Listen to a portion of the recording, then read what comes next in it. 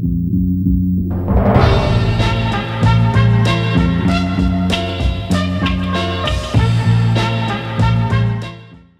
так важно то, над чем вы работаете, а важно как. 25 декабря в Башкирском государственном университете состоялось торжественное посвящение в аспиранты. Вечер прошел за чашечкой чая, где они могли поближе пообщаться друг с другом. Слова поздравлений в адрес новоиспеченных аспирантов высказал проректор по учебной работе Юлай Аглямович Анбаев.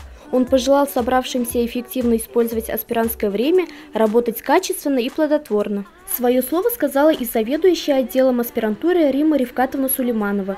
Она рассказала о том, что аспирантура позволяет не только реализоваться в науке, но и благодаря стремлениям и успешной работе обрести поддержку в виде грантов и именных стипендий. Данное мероприятие мы проводим уже не в первый раз, но прежде всего целью объединить всех аспирантов в одну научную семью. В этом году у нас аспирантов достаточно много.